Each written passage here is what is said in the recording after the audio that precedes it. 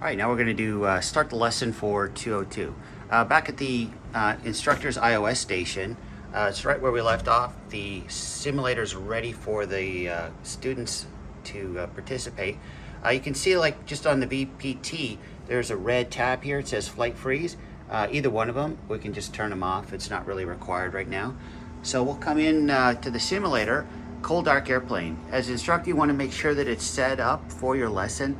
I've got aircraft logbook down here, no red service tag. But more importantly, just make sure all the switches are configured properly. This is the 321 ATIS, so make sure they're in the off position.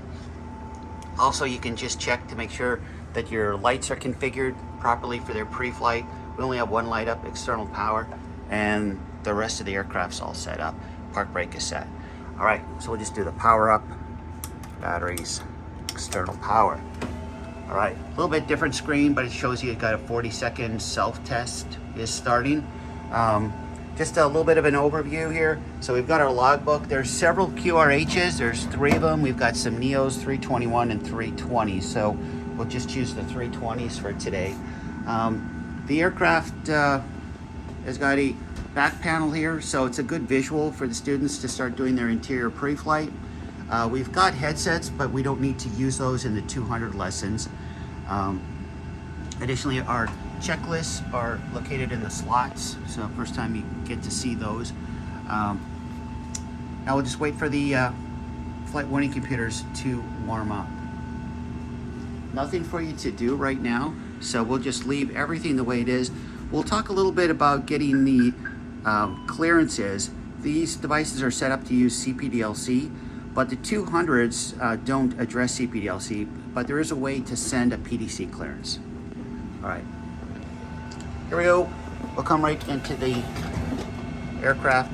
I'll just turn on the IRs like you would on the 321. And we'll come down here, initialize ATIS.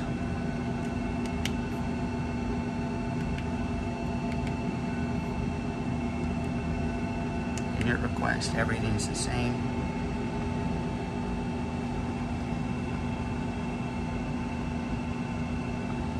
Okay, I'm gonna add the fuel in.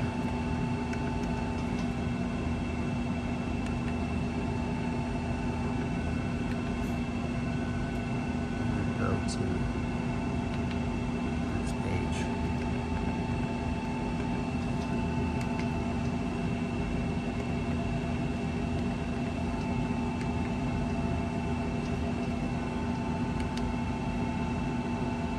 Okay, I'll send that off. Now you're going to get this message. It says new DCL login KUSA. So that's for CPDLC. We're just going to ignore that, and we're going to go get a PDC clearance. So there's continuity in the 200s if they go between the VPTs and these flight training devices. You get a company alert, so that kind of stays up there. So that's a new feature if you're coming off of the VPTs. We'll just clear that out. All right. So let's go back into ATSU. And what we can do now is we'll go to ATC request, and we'll go to PDC request. So destination Charlotte, and we'll just hit send.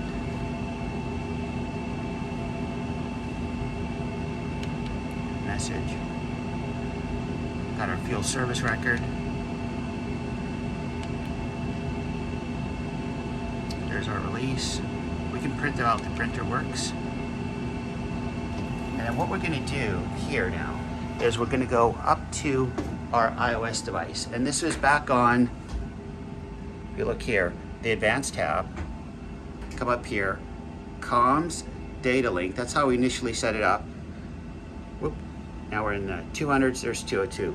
So if I look down here, it says Atlanta PDC. So I'm going to select Atlanta PDC. And there's my PDC clearance, and right below it, I hit send. So when I click send, it's going to send the PDC clearance over to the airplane.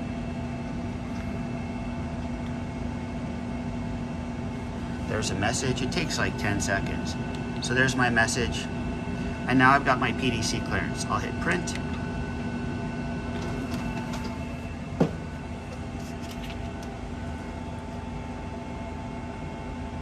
And now it's printing out.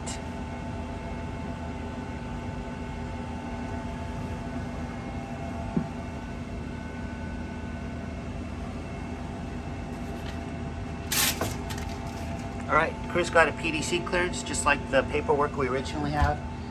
If they need anything else, they can say, hey, I need 8 cars. You can either, or ATIS, you can either come up here and select it, or you can just come down here, and if they've requested it, you'll just send it off. And now it'll send off ATIS for Atlanta, ATIS for Charlotte. They've already got the electronic fuel service record. It's in the menus. There's messages. So there's Charlotte ATIS. I can print that out. And if I look at my requested or received messages, you can see I've still got Atlanta to look at, and then there's my electronic fuel service record. So that's the communications part. The only difference is getting the PDC clearance instead of CPDLC. We teach CPDLC once we get into the 400s. That's part of the curriculum in the DIG. So I prefer just using PDC so there's continuity. All right, so now we'll just let the crew continue their normal pre-flight and you'll be ready for the next step.